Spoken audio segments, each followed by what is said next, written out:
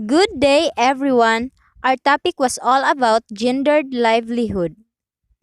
Gender is used to describe the characteristics of women and men that are socially constructed, while sex refers to those that are biologically determined. Is the range of characteristics pertaining to and differentiating between femininity and masculinity. Gender equality is the absence of discrimination on the basis of a person's sex and opportunities, the allocation of resources and benefits, or access to service. Gender equity refers to the fairness and justice in the distribution of benefits and responsibilities between men and women. Mainstreaming gender is both a technical and a political process which requires shifts in organizational cultures and ways of thinking, as well as in the goals, structures, and resource allocations. Mainstreaming requires changes of different levels within institutions in agenda setting, policy making, planning, evaluation, and implementation. Instruments for the mainstreaming effort include new staffing and budgeting practice, training programs, policy procedures, and guidelines. Livelihoods is defined as a set of activities essential to everyday life that are conducted over one's lifespan. An individual's livelihood involves the capacity to acquire aforementioned necessities in order to satisfy the basic needs of themselves. The activities are usually carried out repeatedly and in a manner that is sustainable and providing of dignity. A livelihood is a means of making a living. It compasses people's capabilities, assets, income, and activities required to secure the necessities of life. A livelihood is sustainable when it enables people to cope with and recover from shocks and stresses, such as natural disasters and economic or social upheavals, and enhance their well-being and that of future generations without undermining the natural environment or resource. What is gendered livelihood? This encompasses the material realities and ideological processes that shape and are shaped by economic strategies in diverse geographical locations. The articles in this theme issue examined women's multiple gender identities and livelihood strategies. The basic elements considers resources, what people have, strategies, what people do, and outcomes, the goals people pursue. According to Ellis 2000, livelihoods may be defined as the assets, natural, physical, human, financial, and social capital. Gender is used to describe the characteristics of women and men that are socially constructed, while sex refers to those that are biologically determined. People are born female or male, but learn to be girls and boys who grow into women and men. This learned behavior makes up gender identity and determines gender rules. The concept recognizes that women and men have different needs and power, and that these differences should be identified and addressed in a manner that rectifies the imbalance between the sexes.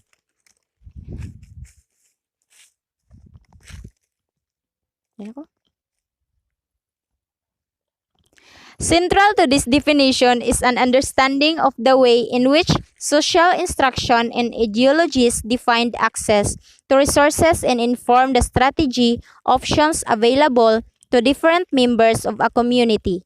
The livelihood approach offers a people-centered perspective that allows detailed insight into the impacts of changing micro-level.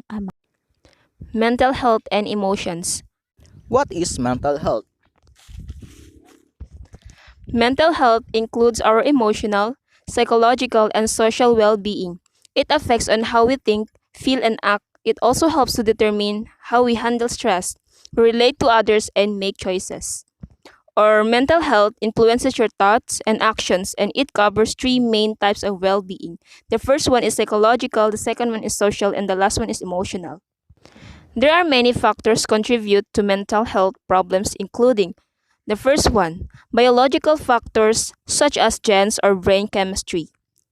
Second one is life experiences such as trauma or abuse. The third one is family history of mental health problems. The status of your mental health can affect many different areas of your life, from your ability to manage stress to how will you maintain your relationship with others. There are a wide range of symptoms associated with mental health problems including severe changes in mood, feeling a lack of energy, overeating or undereating, insomnia, excessive sleeping, and increased use of drugs and alcohol. What is emotion? Emotion is a subjective state of mind. Emotions can be reactions to internal stimuli, such as thoughts or memory, or events that occur in our environment. Thus emotion is the same as mood. Emotion are not like the same thing as mood. Mood is a state of mind that predisposes us to react a certain way. For example, someone in a low mood is more likely to feel irritated when they trip on a rock. Someone in a good mood is more likely to feel amused by the incident. In general, emotions are reactions to an event, while moods are present before and throughout the event. So, emotions by themselves are neither good nor bad. They're simply reactions. However, the way we act or don't act on our emotions can strongly affect our well being. According to Dr. Robert Plutchik, many feelings are simply stronger or weaker version of the eight basic emotions. Joy versus sadness, trust versus disgust, fear versus anger, surprise versus anticipation. So emotion not only reflect our mental state, they also alter our body chemistry and functioning. For example, when we feel fear, our sympathetic nervous system activates, our heart rate goes up, and we may start sweating. Mental health influences your thought and action, and it covers three main types of well being: psychological, social, and emotional. So, mental health is important at every stage of life from childhood to adolescence to adulthood. According to Dr. Robert Plutchik, many feelings are simply stronger or weaker version of the eight basic emotions: joy versus sadness, trust versus disgust, fear versus anger, and the last one is surprise versus anticipation. For an instance, rage is a more intense type of anger, while annoyance is a milder type. More complex emotions can be created by combining the eight basic emotions, so which namely joy, sadness, trust, disgust, fear, anger, surprise, and anticipation. For example, blending joy and trust together can create love. We have the difference between mental and emotional health. Number one, part of mental health is how will your mind processes and understand information and experiences. In contrast with emotional health involves your ability to manage and express the emotions that arise from what you have learned and experienced. Second, an important distinction between mental and emotional health is that you can experience mental health issue while maintaining good emotional health, or vice versa. For an example, while struggling with a mental health problem like having little energy for daily tasks, you can still exhibit emotional health by finding effective ways to manage your lack of energy. The third one is the mental health is not only about how will you understand and process what you experience. It also includes the ability to carefully reason through decisions and maintain a steady, focused attention span. The wide scope of mental health puts in a sharp contrast to emotional health, which is the more focused definition of actively understanding and managing your emotions. According to Arlie Hochschild, his work shifted sociological attention to how emotions are not just felt but can manage. How to become the boss of your emotions. The ability to experience and express emotions is more important than you might realize. As the felt response to a given situation, emotions can play a key part of your relations. When you are in tune with them, you have access to important knowledge that helps with first, decision making, second, relationship success, third, day to day interaction, and last is a self care. Emotions can have a helpful role in your daily life. They can take a toll on your emotional health and interpersonal relationship when they start to feel out of control. According to Vicky Butnick, a therapist in Tarzana, California, explains that any emotions, even elation, joy, or others you'd typically view as positive, can intensify to a point where it becomes difficult to control. Ali Hochschild argued we use cultivate emotional experiences in ourselves and others.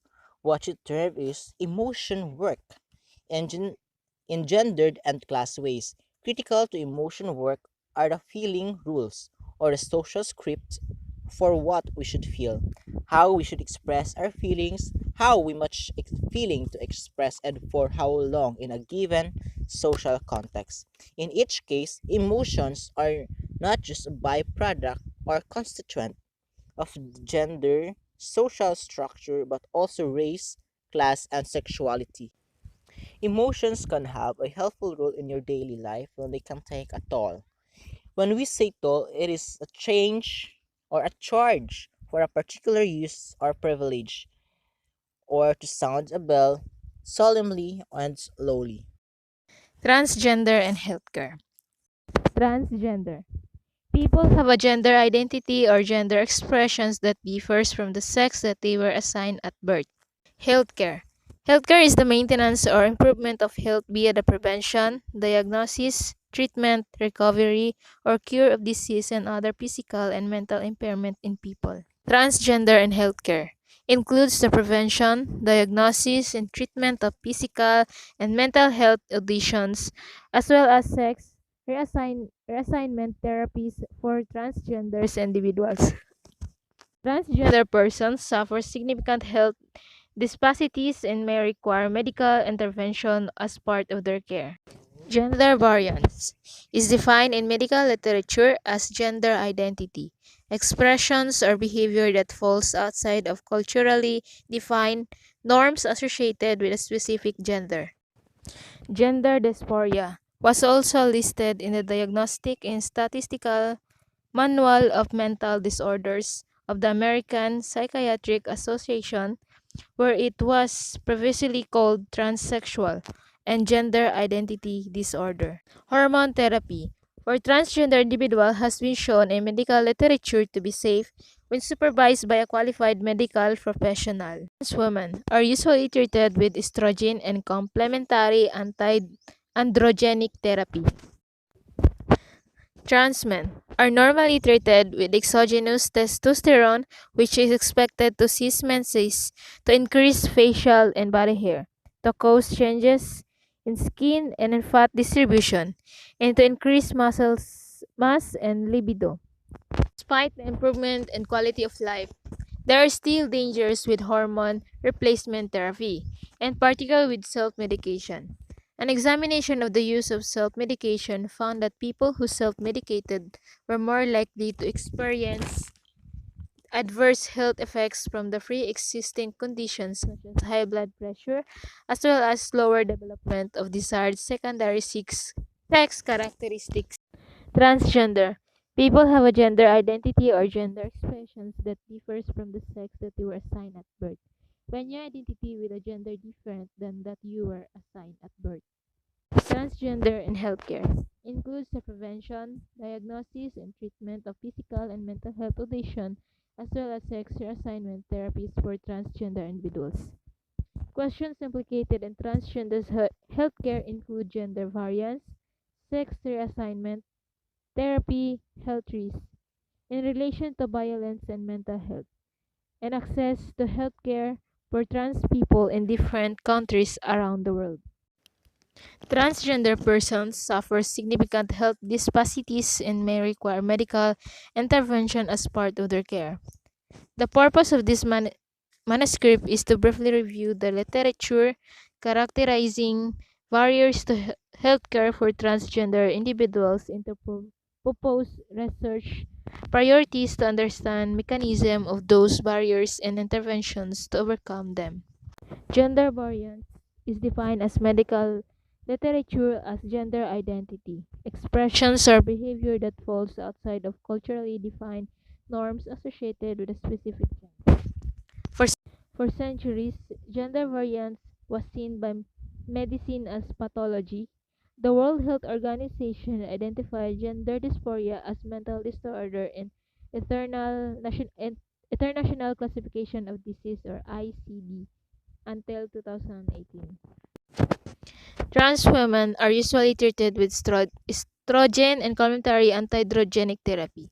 This therapy includes breast formation, reduced male hair pattern growth, and changed fat distribution, also leading to decreased testicular size and erectile function.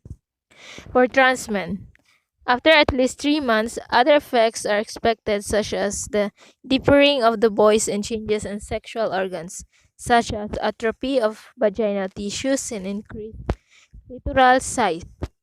Regular monitoring by endocrinologists is a strong recommendation to ensure the safety of individuals as they transition. Access to hormone replacement therapy has been shown to improve quality of life for people in the male to female community when compared to female to male people who do not access to hormone replacement therapy.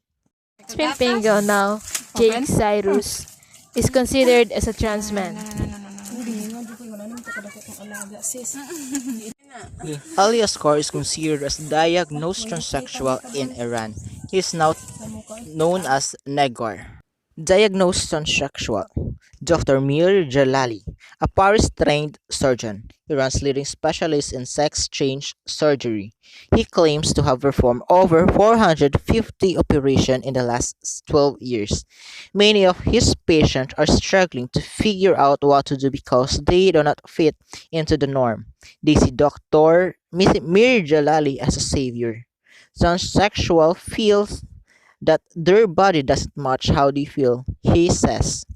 Whatever you do, psychiatrists, pills, prison, punishment, nothing helps.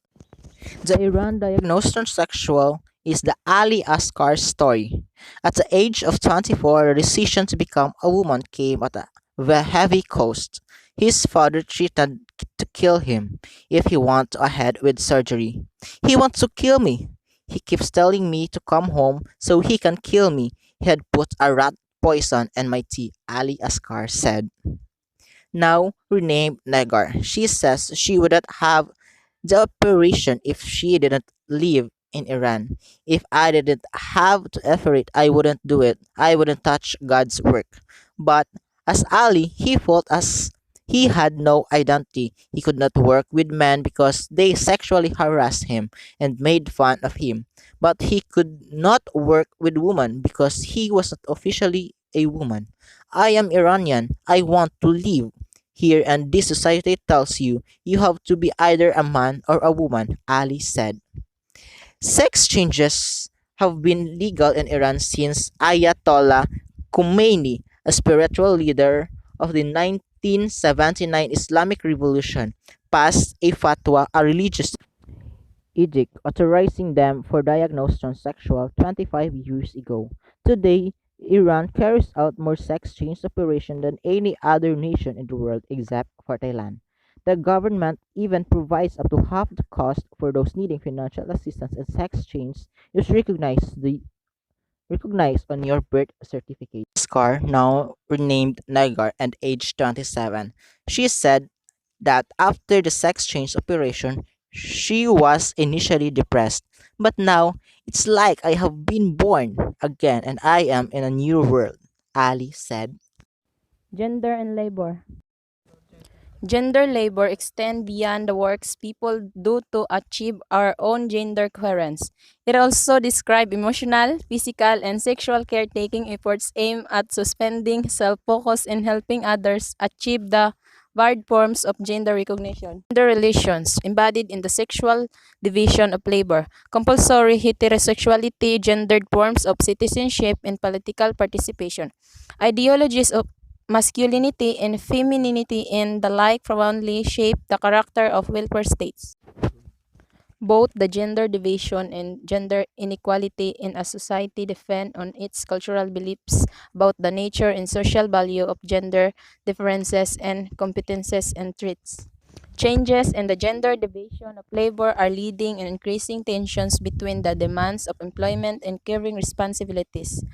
Hochschild, 1997, and some have argued that gender conflict are replacing class conflict. Beck and Beck, Gernsheim, 1995. Sex segregation at work. Work in all countries is characterized by a sexual division of labor in which tasks are assigned to workers on the basis of their sex. The sexual division of labor among paid workers is termed sex segregation. Sex segregation is the tendency for the sexes to do different kinds of paid work in different settings. It may involve physical, functional, or nominal differentiation of work. Segregation is usually measured by the index of dissimilarity, which assesses the sexes' different representation across work categories. Segregation is mechanism of inequality. Gender division of labor. The division of labor refers to the way each society divides work among men and women, boys and girls, according to socially established gender roles or what is considered suitable and valuable for each sex. Gender labor extends beyond the work people do to achieve or our own gender coherence. It also describes emotional, physical, and sexual caretaking efforts aimed at suspending self-focus and helping others achieve the varied forms of gender recognition. Though gender labor is both given and received by all people, the authors argues that it weighs down most heavily in feminine subject. The people for home caring, sex, and other labors of love are naturalized, expected, or forced. Gender relations embodied in the sexual division of labor. Compulsory heterosexuality, gendered forms of citizenship in political participation, ideologies of masculinity and femininity, and the like profoundly shape the character of welfare states. An issue covered by the literature of gender and labor is migration, where the racialized as well as gendered nature of employment is thrown into sharp focus. Migration has been a major concern in much of the recent feminist literature of gender and employment is because one of the most significant features of contemporary processes of migration has been the feminization of their flows. But given the ways in which women workers, both in export sector factories and migrant domestic workers, are subject to harsh workplace practices, social stigmatization, and systems of intense workplace control, the responsibilities for resistance and change for some of these groups of workers are considered as well. Both the gender division and gender inequality in a society depend on its cultural beliefs about the nature and social value of gender differences and competences and traits. Such taken for granted beliefs allows actors to be reliably categorized as men and women in all contexts and understood as more or less appropriate candidates for different roles and positions in society. For such cultural beliefs to persist, people's everyday interaction must be organized to support them. The empirical evidence from North America suggests that unequal role in status relationship produce many differences in interactional behavior that are commonly attributed to gender. Changes in the gender division of labor are to increasing tension between the demands of employment and caring responsibilities. Hochschild, 1997. In some have argued that gender conflicts are replacing class conflicts. Beck and Beck, Gernsheim, 1995. They suggested, however, that rather than viewing gender and class as alternative causal processes, we should rather focus on their interaction. With large entry of women into the labor force, it is increasingly problematic to regard paid and unpaid labor as residing in separate spheres, as class analysis conventionally has done. Demands of originating from the domestic real, for example, for time to carry out caring responsibilities or unpaid labor. Both men and women may make these demands. might potentially have a substantial impact on the extracting of paid employment and those Those Ito tama. yun yung those on a significant aspect of class relations. Segregation is usually measured by the index of dissimilarity, which assesses the sexes' different representation across work categories. Segregation is mechanism of inequality because economic and social rewards are distributed through people's jobs. Segregation facilitates and legitimate unequal treatment. Segregation also contributes to sex inequality by assuming that the sexes differ in fundamental ways, by reducing the likelihood of equal status contact between the sexes, and by creating same-sex reference groups against whom workers assess their rewards. The consequences of segregation include disparities between the sexes, pay and promotion opportunities. The sex composition of jobs is linked to employment rewards because men hold more desirable jobs and because customarily female activities are culturally devalued.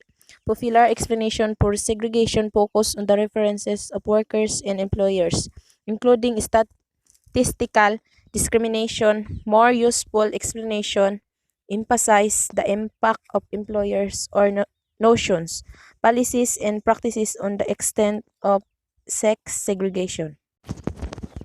Gender division of labor. The division of labor refers to the way each society divides work among men and women, boys and girls accordingly to socially established gender roles or what is considered suitable and valuable for each sex. Anyone planning or a community intervention needs to know and understand the division of labor and allocation of asset on a sex and age desegregated basis for every community affected by development interventions. Economic growth in the Philippines, however, has not translated into sufficient employment growth, and employment growth has not been inclusive for women. Gender and employment promoting decent and productive employment and income opportunities equally for men and women is one of the key priorities of the ILO's decent work agenda. Integrating gender concerns into employment promotion can contribute to more effective boosting of productivity and economic growth, human resources development, sustainable development, and reducing poverty. But economic growth in the Philippines, however, has not translated into sufficient employment growth, and employment growth has not been inclusive for women. Generally speaking, there has been little improvement in gender equality in the labor market as measured by the share of women and wage employment in the non-agriculture sector. In the Philippines, the estimated proportion of women's annual earnings to men's annual earnings stands at less than 60%. Gender and politics. The activities associated with the governance of a country or other are especially the debate or conflict among individuals or parties having or hoping to achieve power. Gender and politics, also called gender and politics, is a field of study in political science and gender studies that aims to understand the relationship between people's gender and phenomena and politics. Gender and politics is an interdisciplinary field drawing not just from political science and gender studies, but also related fields such as feminist political thought and people's gendered treatment. Is common seen as intersectionally linked to their entire social identity. Question: Does gender is important to society? Why? Gender is an important consideration in development. It is a way of looking at how social norms and power structures impact on the lives and opportunities available to different groups of men and women. Globally, More women than men live in poverty. Women are also likely than men to receive basic education and to be appointed to a political position nationally and internationally. Understanding that men and women, boys and girls, experience poverty differently and face different barriers is accessing services, economic resources, and political opportunities helps to target interventions. Politics as a real world phenomenon and political science as an academic discipline are gendered. Individual bodies may be typed as male or female, masculine or feminine, heterosexual or homosexual, transgendered or non-gendered, and a dizzying variety of ways across cultures and over time. Feminism as a form of theory and practice has remained important in the field of gender and politics. Politics and Gender is an agenda setting journal that publishes the highest quality scholarship on gender and politics and on women and politics. Gender is either of two sexes, male and female, especially when considered with reference to social cultural differences rather than biological ones. The term is also used more broadly to denote arranged identities that do not correspond to established ideas of male and female. Each of the classes, typically masculine, feminine, common, neuter, of nouns and pronouns, distinguished by the different inflections that they have and require in words, syntactically associated with them. Grammatical gender is only very loosely associated with natural distinction of sex.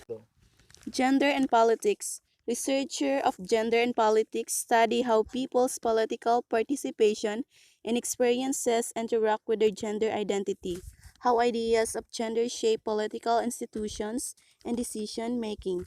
Women's political participation in the context of patriarchal political systems is a particular focus of study.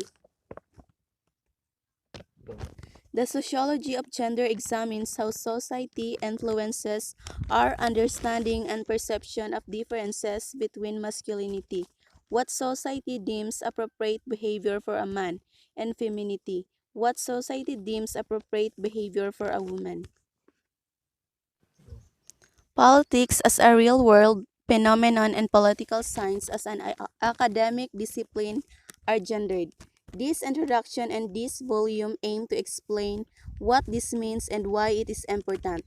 People all over the world find that the basis conditions of their lives, their safety, health, education, work, as well as access to markets, public space, and free expression, are fundamentally by their identification as belonging to particular sex or gender groups. Individual bodies may be typed as male or female, masculine or feminine, heterosexual or homosexual, transgendered or non-gendered, and undesirable variety of ways across cultures and over time.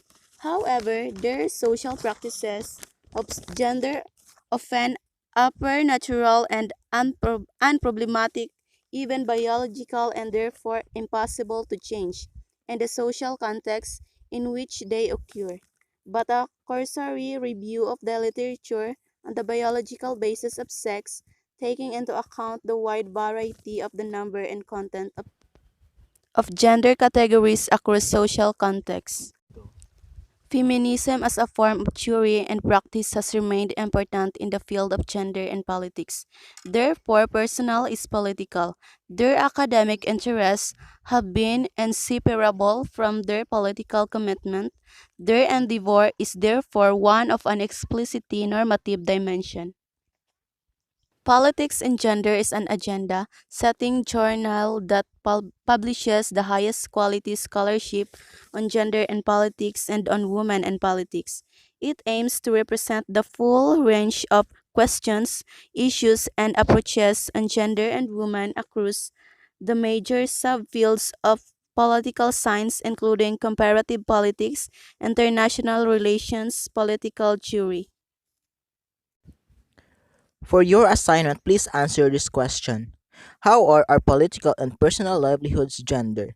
Letter A, mental health and emotions. B, gender and labor. And letter C, gender and politics. 5 points each, so you have 15 points for this activity. Thank you. And please send your answer on our group chat. Thank you.